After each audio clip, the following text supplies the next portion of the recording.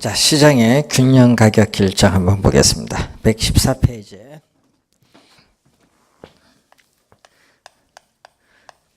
자, 이 균형 가격 결정을 보면은, 자, 우선은 우리가 시장에서 수요가 나오죠. 수요 곡선은 일반적으로 우하향하고 공급 곡선은 일반적으로 우상향하죠. 자, 이때 횡축은 수요량과 공급량을 나타내는 거래량입니다. 자, 가격이 상당히 비싸다. 자, 이렇게 시장에서 가격이 상당히 높게 형성이 되면은 이 수요 곡선과 만나는 점은 수요량은 이렇게 적어요. 뭐 5개밖에 안 되는데 가격이 비싸니까 생산자는 공급을 많이 하겠죠. 공급량 예를 들어서 50개다. 그럼 공급량은 50개인데 수요량은 5개니까 이 50개에서 5개 뺀 이만큼 공급량이 더 많은 상태죠. 자, 이 상태를 우린 전문용어로 초과 공급 또는 초과 공급량이라고 하는데, 이 초과 공급 상태일 때는 수요량과 공급량을 비교하면은 이 수요량에 비해서 뭐가 많다는 얘기죠? 공급량이 많죠. 이 P0 가격 수준에서 수요량보다 공급량이 많은 상태를 초과 공급이라고 하죠. 자, 이 초과 공급은 기업의 입장에서 보면은 재고가 돼요. 이 재고가 되기 때문에 이 재고를 없애기 위해서는 공급자 간의 경쟁에서 우리는 가격이 하락을 하죠.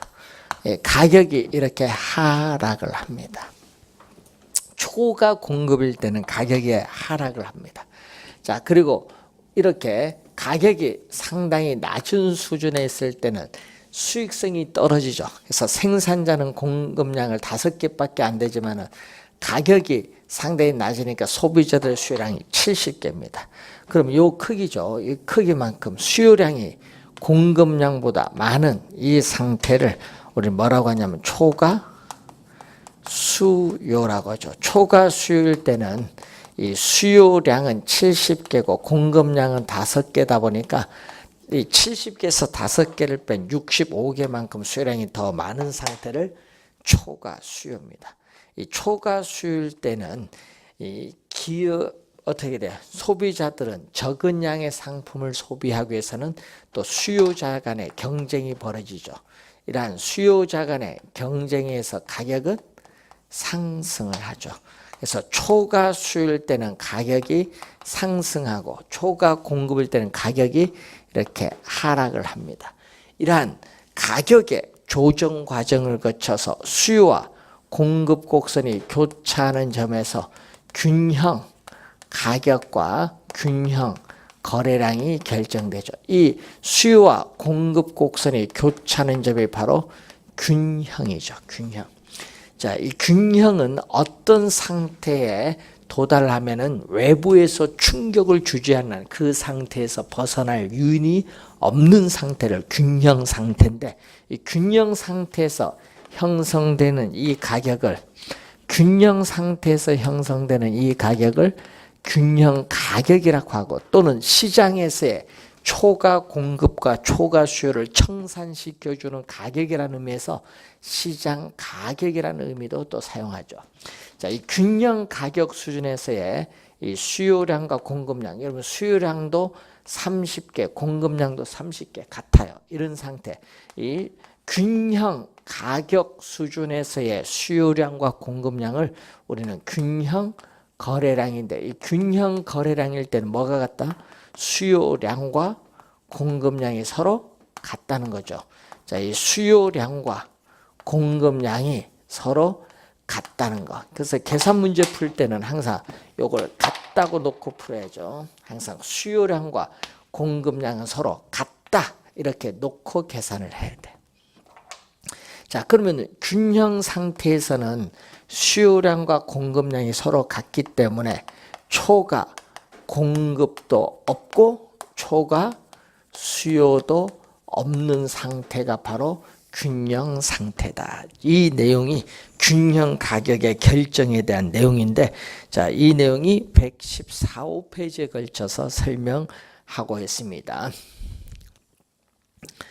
자, 그러면은 거기에 9번 문제 보시면은 다음 사무실 수요 및 공급표에서 균형 임대료와 균형 거래량을 묻는데, 그럼 균형 거래량은 표에서 수요량과 공급량이 같을 때입니다. 그럼 수요량 80, 공급량 80 같을 때 균형 거래량이고, 그 왼쪽 80 왼쪽 월 임대료 6만 원이 균형 임대료가 되겠죠. 그래서 2번 지문이 정답이 되겠습니다.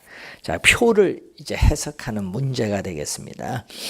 자, 그러면은 이제 여러분 균형점의 이동이 나오는데, 자, 이 균형점의 이동이 여러분 이제 시험 문제는 이 균형점의 이동이 출제를 하겠죠. 자, 이 균형점의 이동을 출제하는데, 자, 우선 이 균형 상태에서 수요만 증가하면은 균형 가격은 상승하고 균형 거래량은 증가하죠. 또 균형 상태에서 수요만 감소하면 균형 가격은 하락하고 우리가 균형 거래량은 감소합니다. 자, 그런 거죠. 그래서 여러분 우리 앞에서 배우셨던 우리가 수요의 변화, 자, 수요의 변화, 공급의 변화 요인. 자, 여러분이 저번 주에 배우셨던 수요 변화, 이번 주 배우셨던 공급의 변화 요인을 먼저 확인을 해야겠죠. 자, 수요 변화는 수요 곡선 뭐가 된다? 자체가 이동하는 거고, 공급의 변화는 뭐가? 공급 곡선 자체가 이동을 하죠.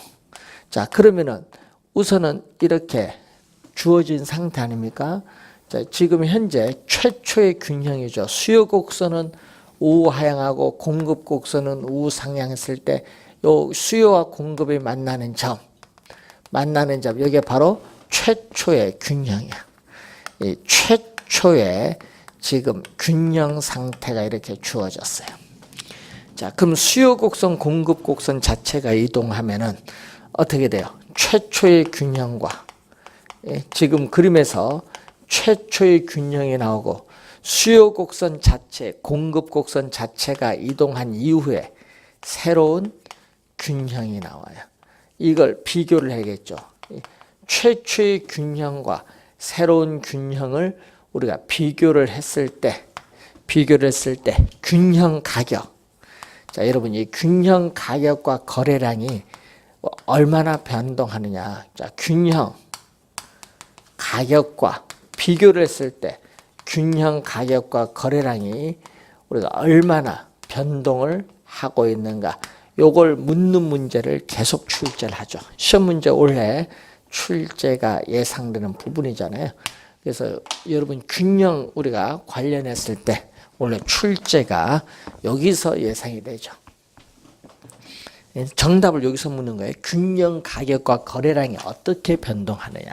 자, 이런 유형의 문제를 계산 문제도 출제할 수 있는 문제인데, 자, 그래서 여러분 116페이지 보시면은 거기에 수요만 증가 또는 감소하는 경우에 10번 예제 문제가 있죠.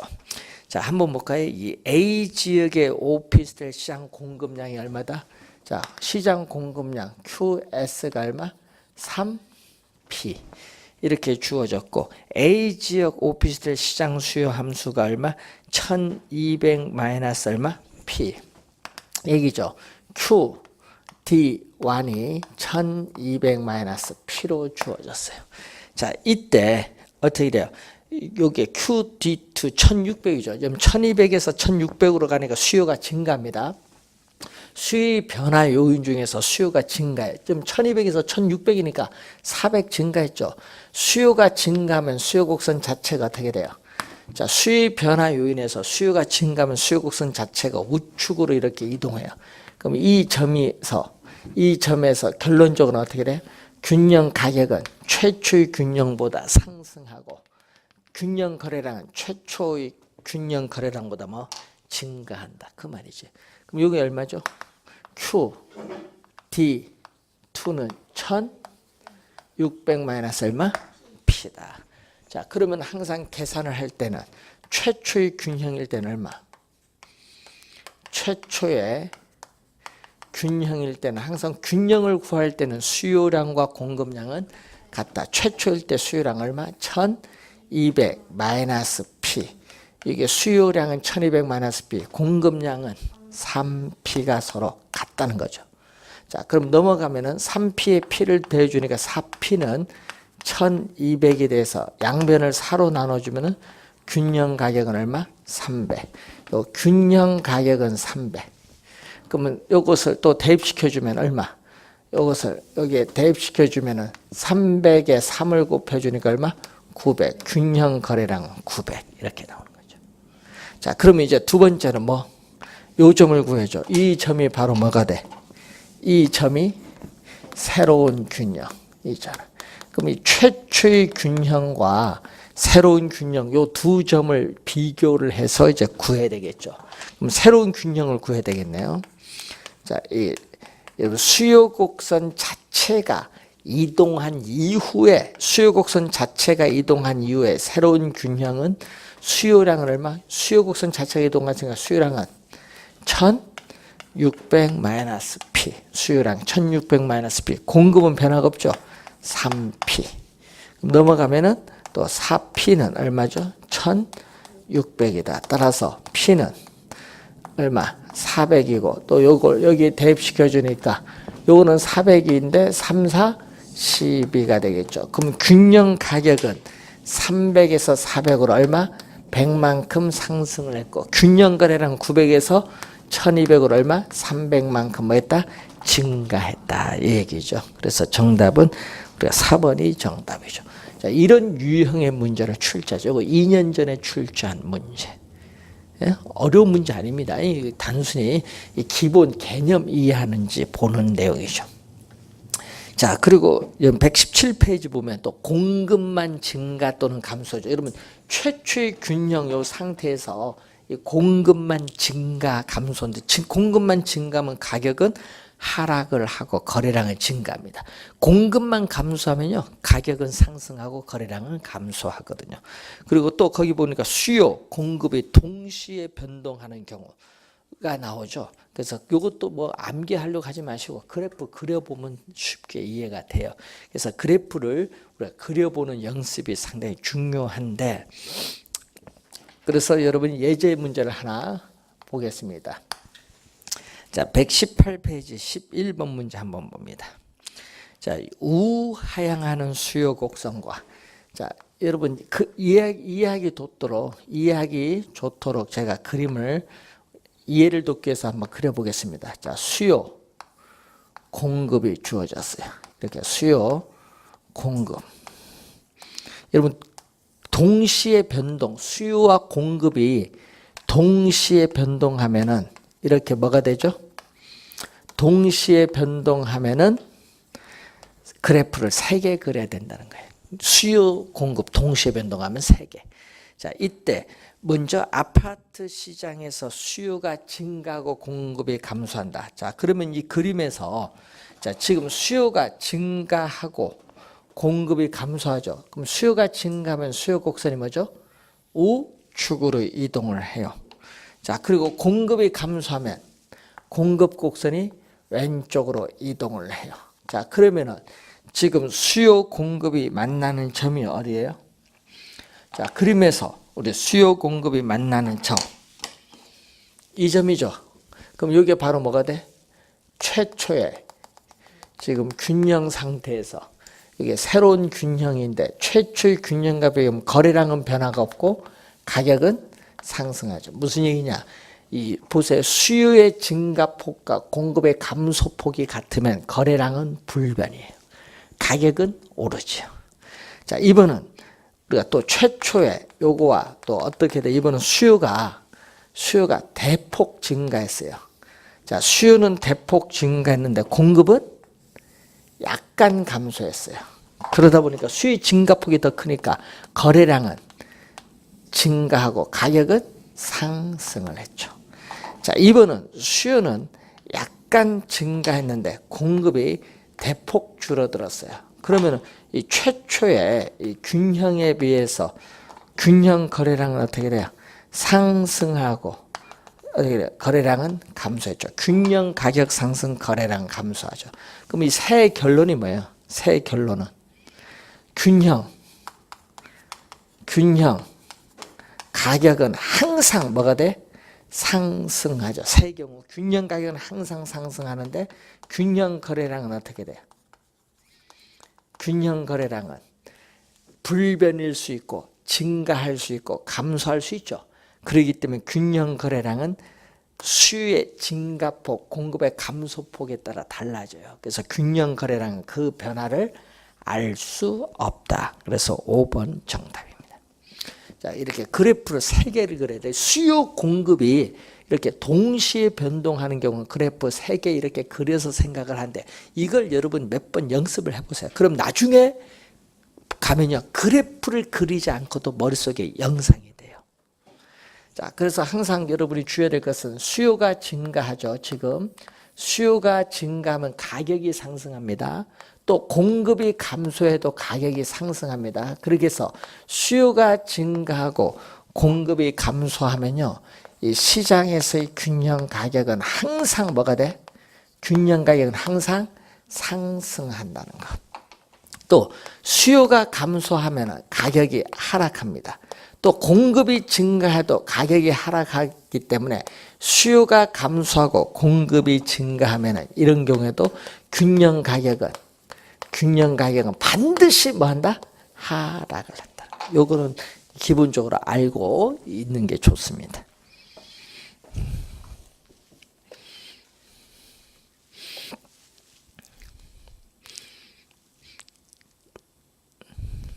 자, 여러분, 자, 그 다음에 여러분이 거기에 보시면 119페이지 그 밑에 4번에 보면 수요와 공급 중 어느 한쪽이 완전 탄력적. 완전 탄력적은 뭐예요? 수평선. 완전 비탄력적은 뭐죠? 수직선. 요것도 암기하면 안 돼. 여러분 막 암기를 하고 다니는데 암기하는 것이 아니라 그래프를 그려보면 돼. 자, 그럼 예를 들어서 그래프 그려보면 되잖아요. 이런 건요, 그래프 딱 그려보면 돼. 자, 공급 곡선이 완전 탄력적이면 어떻게 돼요? 자, 공급 곡선이 완전 탄력적이면 뭐가 돼? 이렇게. 공급 곡선이 완전 탄력적이면은 수평선. 수요 곡선은 일반적으로 우하향하면 이게 바로 최초의 뭐죠?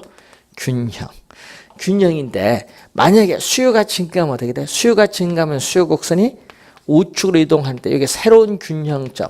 그러니까 수요가 증가하면 거래량은 뭐한다? 증가하는데 가격은 불변이야. 그래서 주의해야 될 것은 완전 비탄력적인 뭐일 때?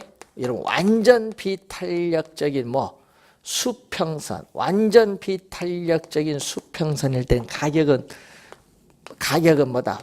변하지 않는다. 꼭 명심해야 돼. 완전 탄력적인 수평선이 주어지면 가격은 변한다, 변하지 않는다?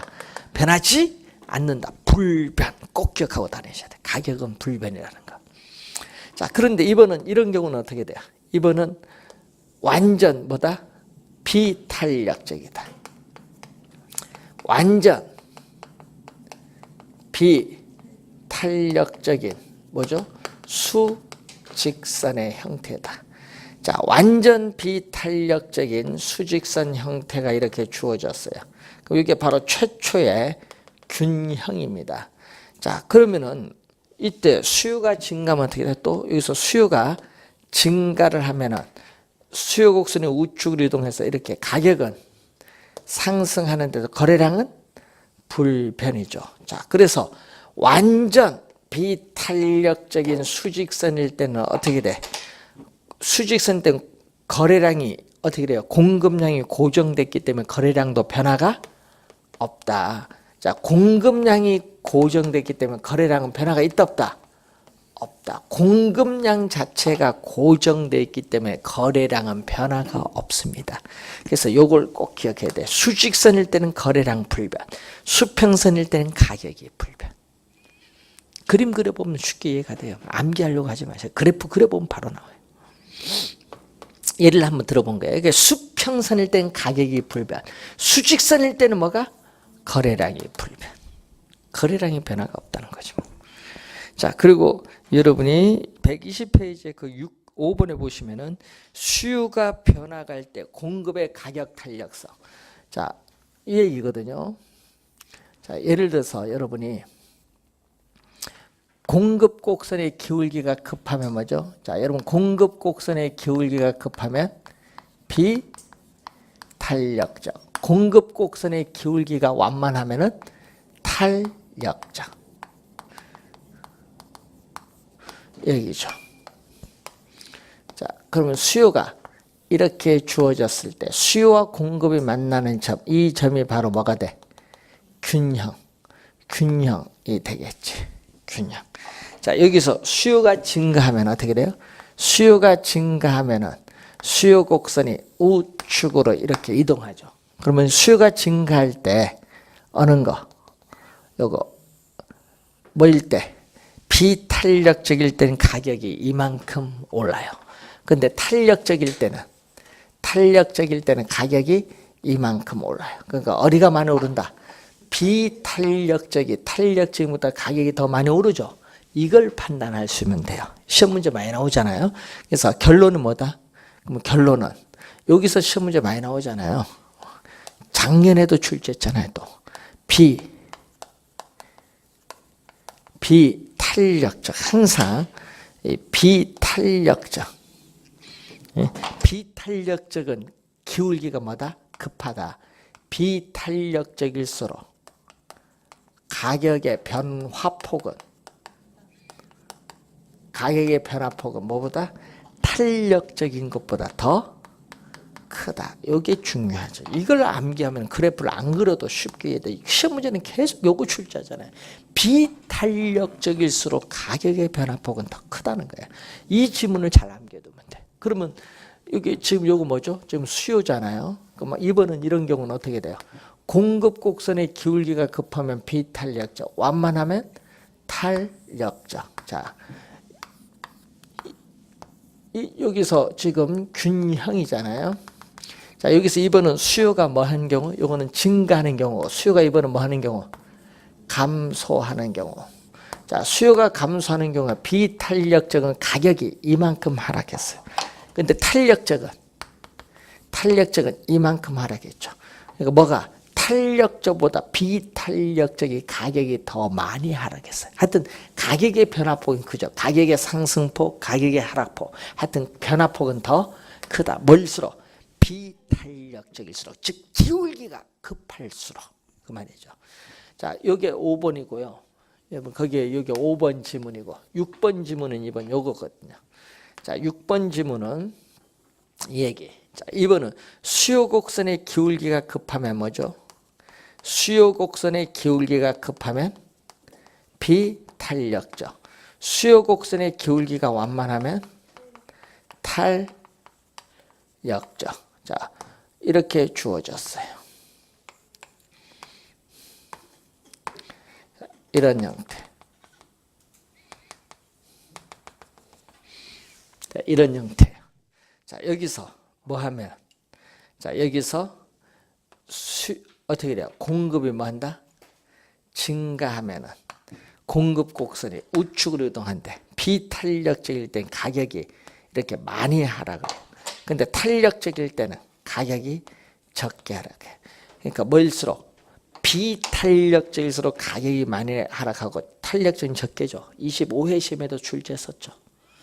예? 25회 시험 요 그림 출제했었습니다. 이해되는지 여부. 요거 알면 쉽게 되죠. 항상 요겁니다. 포인트는.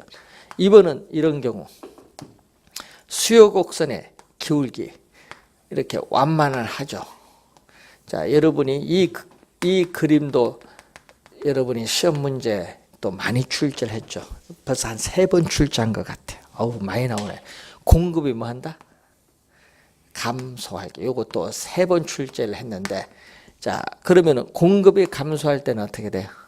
비탄력적일 때는 가격이 이렇게 많이 오르고, 탄력적일 때는 가격이 약간 오르죠.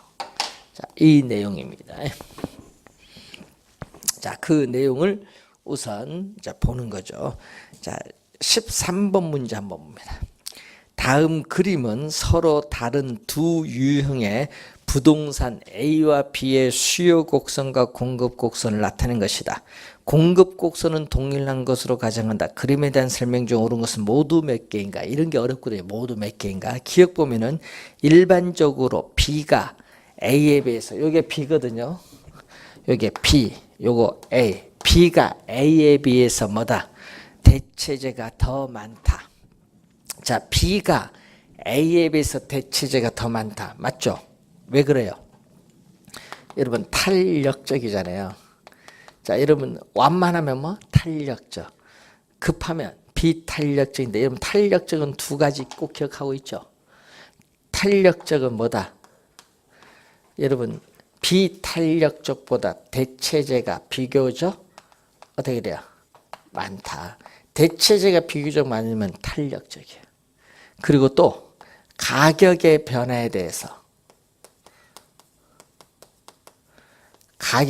변화에 대해서 수요량이 탄력적은 뭐 한다? 즉각적으로 민감하게 반응한다. 여러분 즉각적으로 민감하게 반응하면 뭐? 탄력적. 민감하게 반응하지 않으면 비탄력적. 요 탄력적 요 두 개를 알아야지. 비탄력적 요 반대지. 그러니까 대체제가 탄력적은 비탄력적 A보다 비교적 많습니다. 그래서 기억 맞는지 뭐. 니은 보세요. 공급이 감소하면 요거죠. 공급이 감소하면 어떻게 돼? 공급이 감소하면은 탄력적인 요건 B고 비탄력적 요것은 뭐다? A. 그러니까 뭐가 A가 뭐보다? B보다 가격의 A가 B보다 가격의 변화폭은 더 크다. 여기 니은 설명 어떻게 돼요? 맞는 우리가 지문이 되겠죠. 자, 니은은 맞는 지문.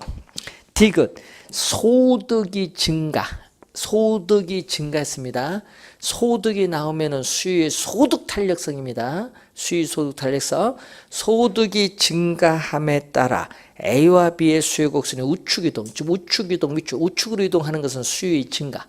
그럼 소득이 증가할수록 수요가 증가하면 무슨 상품? 정상제입니다. A, B 모두 정상제 맞습니다. 그래서 소득이 증가할수록 수요가 증가하는 상품은 정상제. 수요 곡선 우측 이동은 수요의 증가입니다.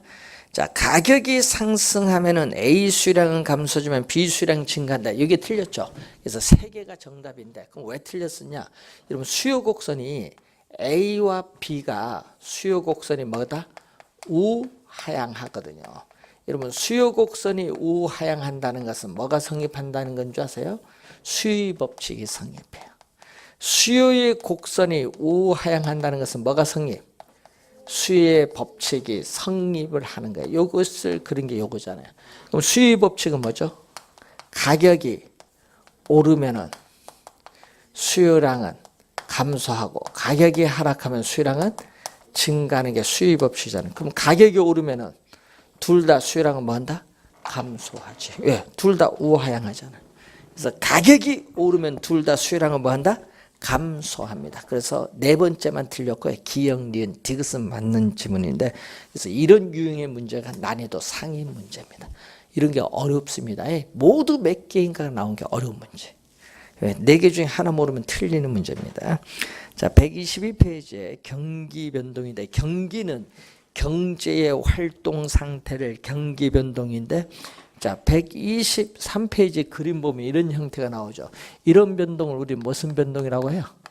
순환적인 변동이지. 자, 이런 변동을 무슨 변동? 순환적. 이렇게 가는 거 있죠. 이렇게 계속 가는 거. 이런 변동은 순환적 변동인데 이때 요 점이 바로 뭐가 돼? 경기가 가장 좋은 정점, 피크, 정상이라고 해. 이건 경기의 바닥. 경기 바닥 저점이라고 하죠. 또는 계곡이라고 합니다. 그럼 정점과 저점 사이의 이 길이를 뭐라고 한다? 정점과 저점 사이의 길이를 경기 변동의 진폭이라고 해. 자, 이 경기 정점에서 다시 정점에 이르는 이 한 사이클을 뭐라고 하냐? 정점에서 다시 정점에 이르는 이 한 사이클을 우리는 경기 변동의 뭐? 주기 주기. 그럼 요걸 올라가는 거 뭐라고 해요? 올라가는 것을 우리는 호경기, 정점을 해서 올라가는 호경기. 여기는 후퇴. 여러분 호경기를 호항이라고도 해요. 호항, 후퇴. 요거는 불경기를 뭐라고? 불황이라고 하고, 바닥 틈에서 올라가는 회복. 이렇게 네 가지 국면에 이렇게 계속적으로 반복되는 순환적 변동입니다. 자, 그림에서 주기가 무엇이고 진폭이 뭐냐? 정점, 저점, 요걸 확인해 두시면 되겠고, 자, 123페이지 위에 보시면은 부동산 경기 변동은 이 순환적 변동 이외에 다른 형태의 경기 변동이 나타나는데, 그 중에서 시험에 많이 출제되는 변동이 뭐죠? 2년 전에도 나왔잖아요. 계절적 변동, 그리고 뭐죠? 우리는 무작위적,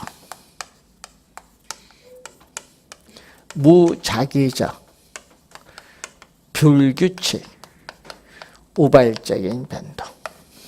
또 두 개를 시험에 많이 내죠. 자, 시험에 우리가 또 많이 출제가 됩니다. 자, 우선 계절적 변동은 1년을 단위로 합니다. 1년을 단위로 했을 때 봄, 여름, 가을, 겨울이 있어요. 1년을 단위로 했을 때 이 계절에 따라 정기적으로 나타나는 경기 변동입니다. 자, 방학 기간 동안 대학 인근의 원룸 주택의 공실률이 증가하는 것은 매해 발생하는 계절적 변동. 자, 무작위적 변동은 예기치 못한 사태, 여러분 지진이나 홍수 등의 자연재해, 또 정부의 우리가 급격한 정책에 있어서의 변화, 또는 우리 정쟁이라든지 폭동이라든지 이런 사회적 혼란이 발생했을 때 나타나는 게 무작위적 변동. 무작위적 변동, 불규칙, 우발적 변동이라고 합니다.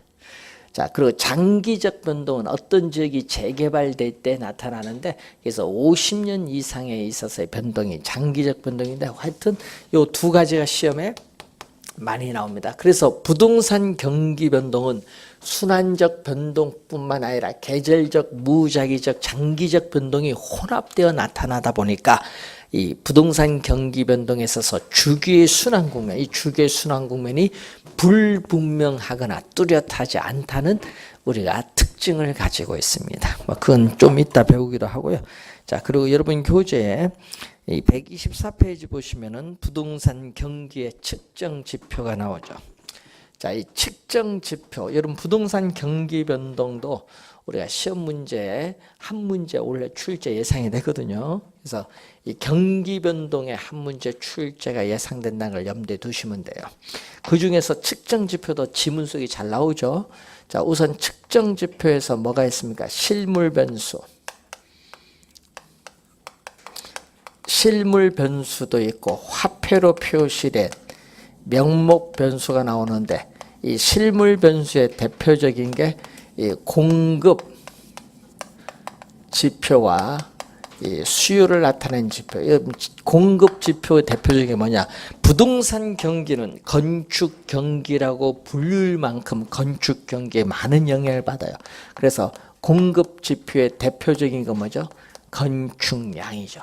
이 건축량도 우리는 건축 허가량, 건축 우리 착공량, 건축 완공량. 그래서 여러분이 건축 허가량은 선행지표, 건축 착공량은 동행지표, 그리고 건축 완공량은 후행지표인데, 자, 이 건축 허가량은 우리가 부동산의 주거용, 상업용, 공업용, 용도별, 그리고 연면적, 건축물의 바닥 면적, 각 층의 바닥 면적이 합계한 영면적별, 영면적별, 또 건축 자재별로 우리가 파악을 하겠죠.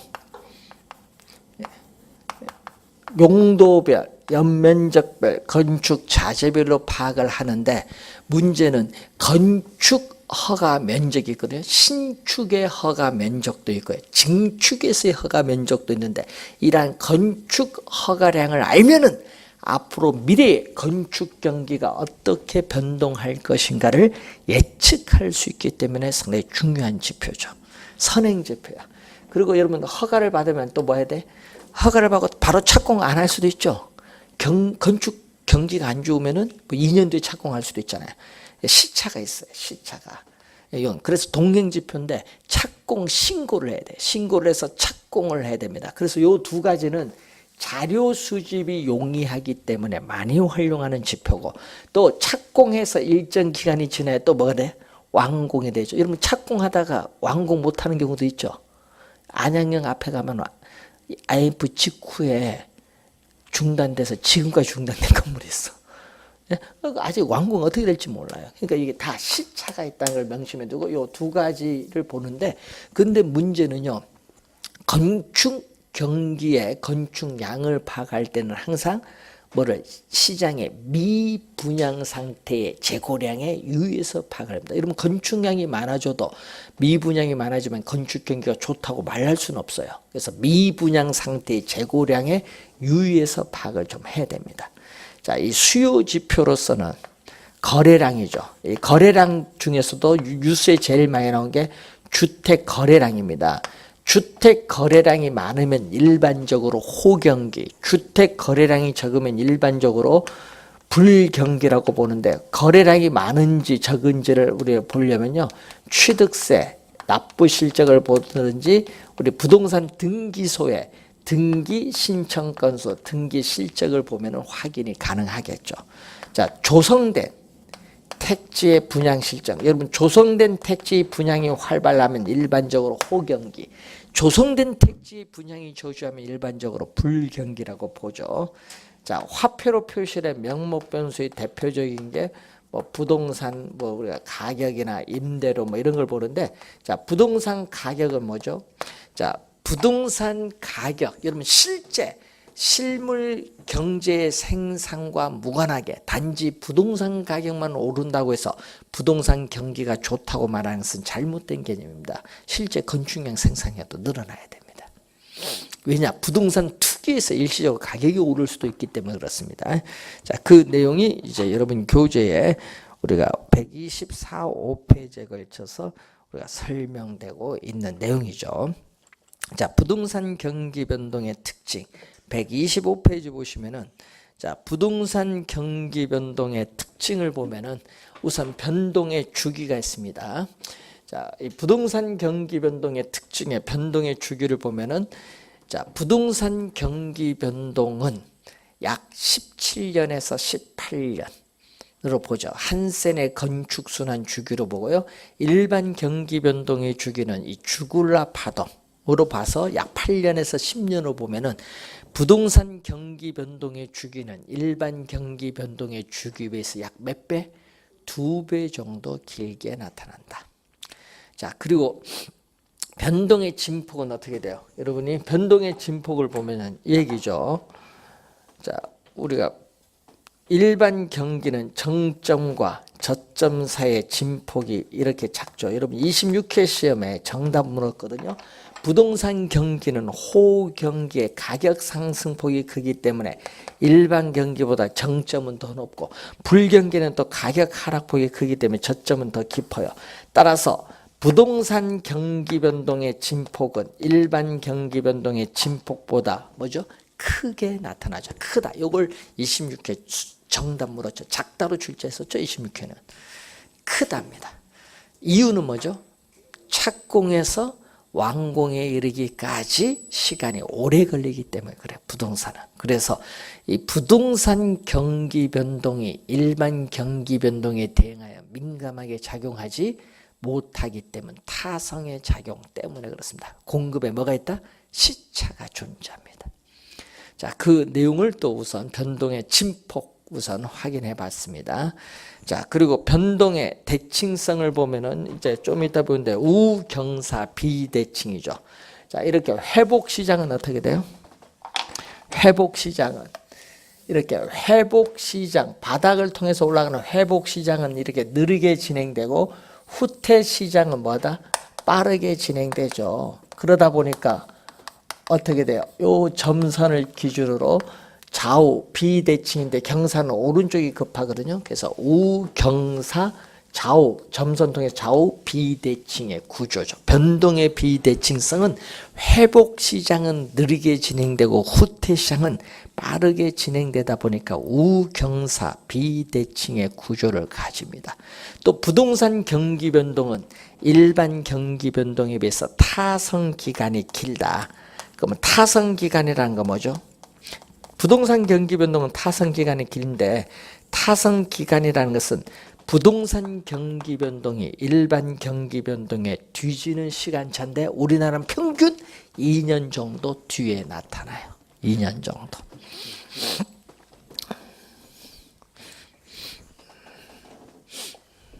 여러분 우리 강의를 할 때 보면요. 우리나라는 10년 주기설 정도 되는데 부동산 경기 우리 바닥 칠 때가 2007, 8년도에 바닥 쳤거든요. 그럼 2017, 8년도에 바닥을 치는데 지금 우리가 금리가 미국 금리도 오르면 우리나라 금리도 오르고요. 그리고 요즘 중국 사드 문제 때문에 또 부동산 경기가 좀 위축이 좀 많이 될 것 같은데 그러면 올해 하반기 정도 나올 문제가 한 중반 올해 2017년 중반 정도에 부동산 가격이 급격히 떨어질 가능성이 좀 있어요. 예?